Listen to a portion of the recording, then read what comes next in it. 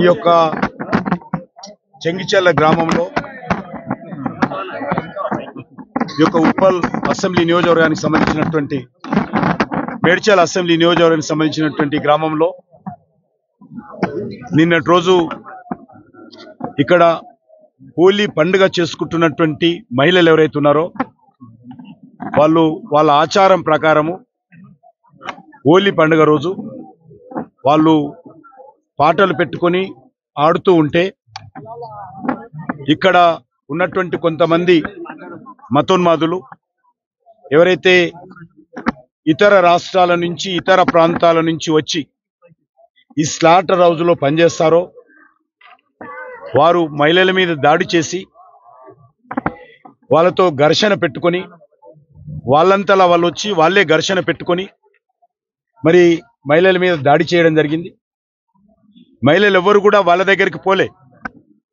వీళ్ళు భజన చేసుకుంటున్నా, వీళ్ళు పూజ చేసుకుంటున్నా, వీళ్ళు ఆడుకుంటున్నటువంటి హోలీ సంబరాల మధ్యకు ఆ యొక్క గూండాలు వచ్చి వీళ్ళ మీద ఇష్టారాజ్యంగా మాటలతో చెప్పలేని విధంగా వాళ్ళని దుర్భాషలాడుతూ రాళ్లతో కొట్టినటువంటి సంఘటనలు, అనేక మంది మహిళలు గాయపడిన విషయము నేను కళ్ళారా చూశాను. ఇప్పుడు అనేక మందికి దెబ్బలు తాకాయి.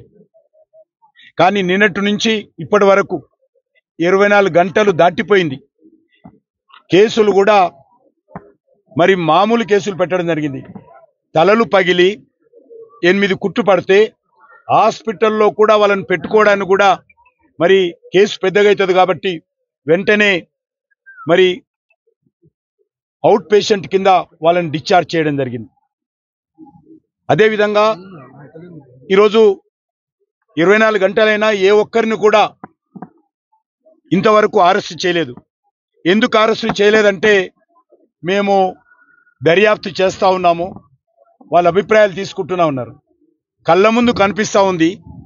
దెబ్బలు తాకినటువంటి వ్యక్తులు హాస్పిటల్లో ఉన్నారు. యుద్ధ ప్రాతిపదిక మీద రాత్రి అరెస్ట్ చేయాల్సినటువంటి బాధ్యత పోలీసుల మీద ఉన్నది. ఒక దిక్కు ఎలక్షన్ కోడ్ ఉన్నది. ఎలక్షన్ కోడ్ ఉన్నప్పుడు కూడా ఈ రకంగా మరి దాడులపైన వెంటనే స్పందించకుండా పోలీసులు వ్యవహరించినటువంటి తీరును నేను తీవ్రంగా ఖండిస్తున్నాను. ఇది ఏమాత్రం మంచిది కాదు. వాళ్ళు అనుకుంటున్నారేమో ఇక్కడ ముఖ్యమంత్రి ఉన్నాడు, ఇక్కడ రాజకీయ పార్టీలు ఉన్నాయి, ఇక్కడ మజ్లిస్ పార్టీ ఉంది. ఈరోజు ఎలక్షన్ కోడ్ ఉన్నప్పుడు పోలీసులు చట్ట పరిధిలో న్యాయ పరిధిలో పనిచేయాలి తప్ప ఎవరికి లొంగి పనిచేసినట్లయితే ఖచ్చితంగా దీని మీద ప్రజలు స్పందించాల్సి వస్తుంది. మహిళలు అనకుండా మహిళల మీద దాడులు చేస్తా ఉన్నారు. కనీసము మరి బాలింతలు ఉన్నారు, కొంతమంది మరి ఇక్కడ గర్భవతులైనటువంటి మహిళలు ఉన్నారు, వాళ్ళ మీద కూడా దాడులు జరిగాయి. ఒక ఆమె ఇంతవరకు గాంధీ హాస్పిటల్ ఉన్నారు.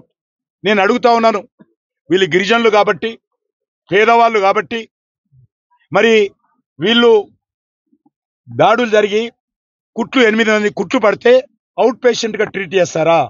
ఇదా ప్రభుత్వం వ్యవహరించినటువంటి ప్రధానం? పోలీసులకు బాధ్యత లేదా దీంట్లో? ఇదే విధంగా పోలీసులు వ్యవహరిస్తారా? ఇన్నిసార్లు పోలీస్ స్టేషన్లకు వెళ్తే పోలీస్ స్టేషన్ ముందు ఆ వచ్చినటువంటి గూండాలు అక్కడ ఉన్నటువంటి మహిళలను చూడకుండా పేద మహిళల మీద పోలీస్ స్టేషన్లు కూడా బట్టలు లాగి దాడులు చేస్తూ ఉంటే వాళ్ళ మీద కేసులు పెట్టారా? 24 గంటలైనా ఇదే విధంగా వ్యవహరిస్తారా? ఇదే ఉల్టా జరిగి ఉంటే ఆగేవాళ్ళ?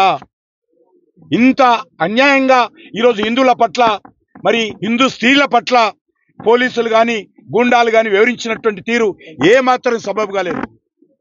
గూండాలు దాడిలు అరికట్టడంలో పోలీసులు పూర్తిగా వైఫల్యం చెందారు. నేను చూస్తున్నాను, పోలీసుల ముందే ఎగిరెగిరి మహిళలని చూడకుండా దాడులు జరుగుతూ ఉంటే చూస్తూ కూర్చుంటున్నారు పోలీసులు. ఇంకా ఇప్పుడు అడుగుతుంటే చెప్తా ఉన్నారు ఇంకా దర్యాప్తు చేస్తా ఉన్నామని.